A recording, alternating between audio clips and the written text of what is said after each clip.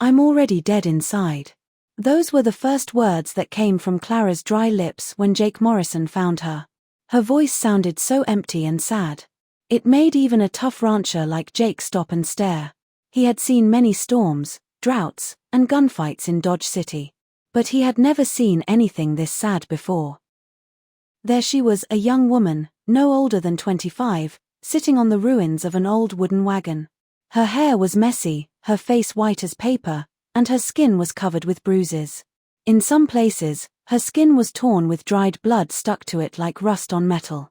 The only thing covering her body was a dirty piece of cloth, not enough to keep her warm from the cold night air on the prairie. For a moment, Jake thought she might already be dead.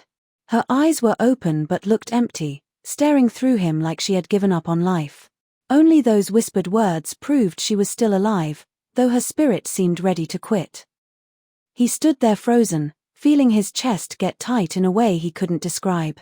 Then he did what any good man would do. Jake slowly took off his own shirt, the only one he had, still warm from his body and smelling of sweat and wood smoke. Without saying a word, he put it over her shaking shoulders. She pulled back at first, like a hurt bird waiting for another hit. But then she let her arms drop, too weak to fight back, too broken to care. That wagon she had spent the night in was no real shelter. It was a forgotten shell, left on the edge of the Santa Fe Trail. The boards were cracked, the wheels broken long ago.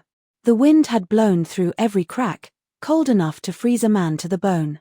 And yet this young woman had been left to suffer through it half-naked and alone. Step by step, Jake led her away from that wreck toward the safety of his ranch. He didn't ask her name or press her with questions.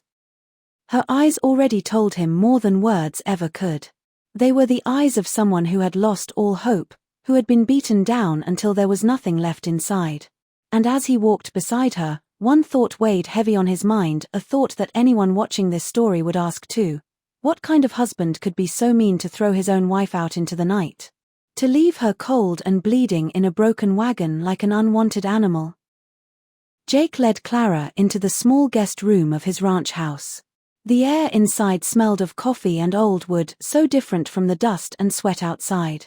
He sat her down gently on the edge of the bed and pulled a blanket over her shoulders. For a long time, she just stared at the floor, quiet, as if she wasn't sure if she was safe or still trapped in some bad dream. When Jake gave her a bowl of warm soup, her hand shook so badly he had to help her hold it steady.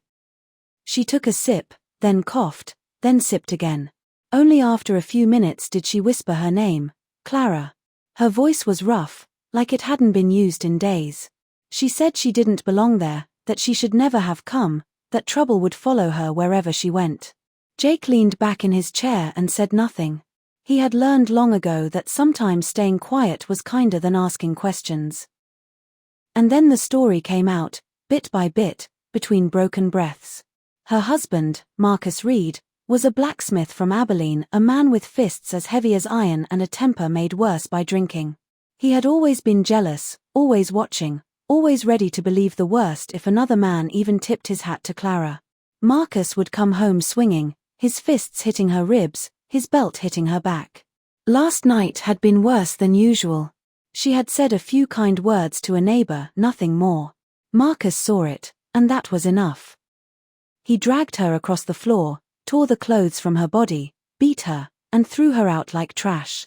When she begged to come back inside, he locked the door and told her to freeze.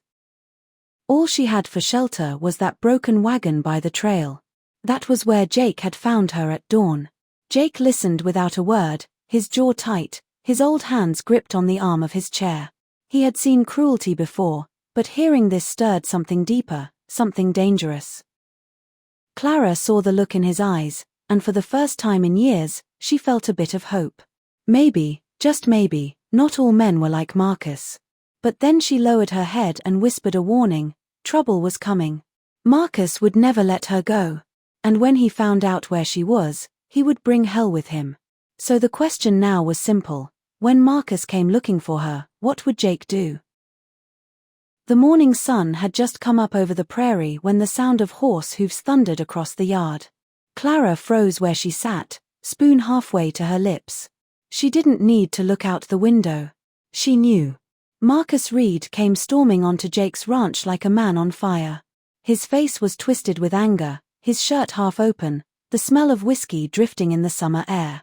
He jumped down from his horse, boots hitting the dirt hard, and began shouting her name. Jake wasn't there. He had ridden out early to check on the cattle.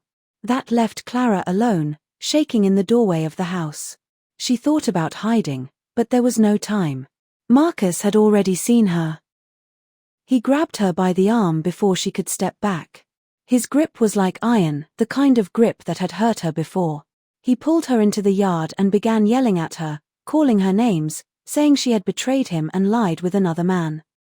His voice carried across the ranch, loud enough to make the cattle move and the birds fly away. Then came his fist, one to her shoulder, another to her side. Clara tried to fight back, but her strength was gone.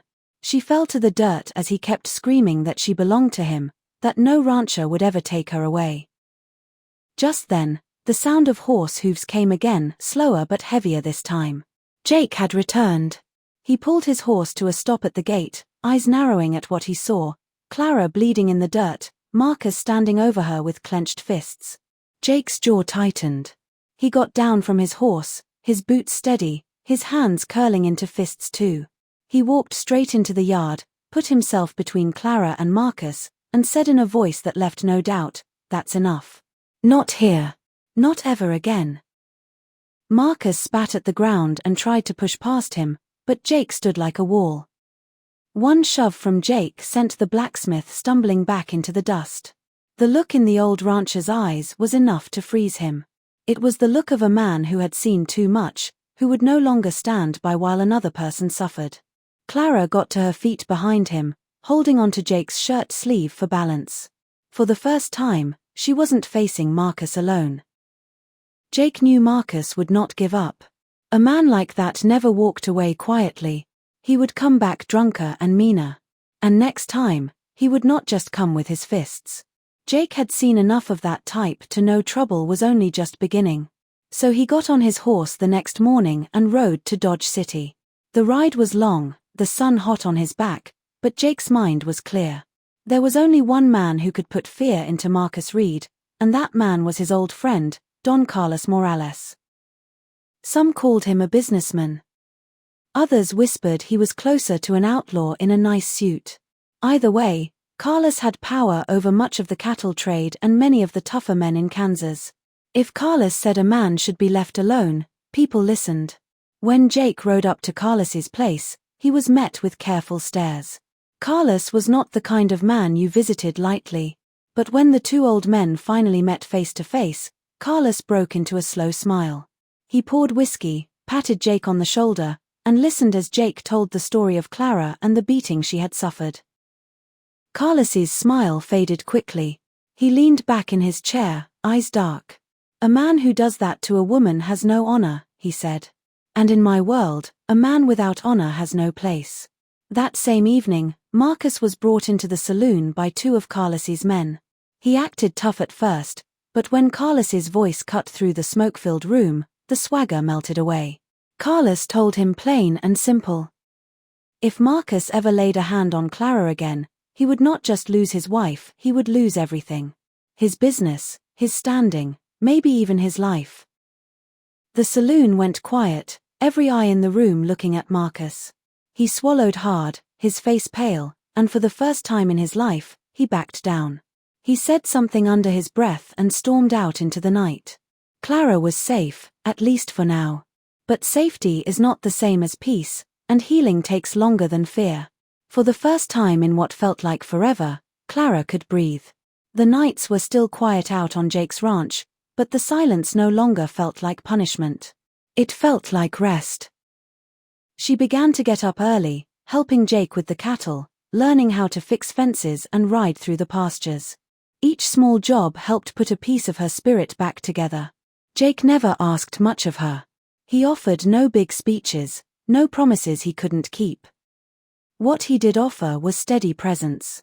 He showed her how to saddle a horse, how to check the herd at sunset, how to plant hay for the winter. He did it with patience, and in his patience, Clara found a kind of safety she had never known. The bruises on her skin began to fade, but the scars inside took longer. Some nights, she still woke up shaking, afraid that Marcus would kick down the door. On those nights, Jake would sit quietly nearby, saying nothing, letting her know she was not alone. And in the quiet, something unexpected began to grow. It was not the rush of young love. It was something slower, something deeper. By the time the summer sun sat low over the Kansas plains, Clara and Jake shared more than chores. They shared trust. They shared quiet meals on the porch, laughter at the stubborn mule that refused to work, and long silences that somehow said more than words ever could. It was in those silences that Clara realized her heart was healing. This story is not just about cruelty and anger. It is about choosing to protect instead of harm. It is about the kind of strength that comes not from fists but from patience and honor. And maybe it is about the truth that love does not always shout. Sometimes it whispers. Sometimes it simply waits. And sometimes it arrives when two broken souls meet at the right time. In the wide-open plains of America's past, there are countless stories of people who chose kindness over cruelty, hope over despair. This is just one of them.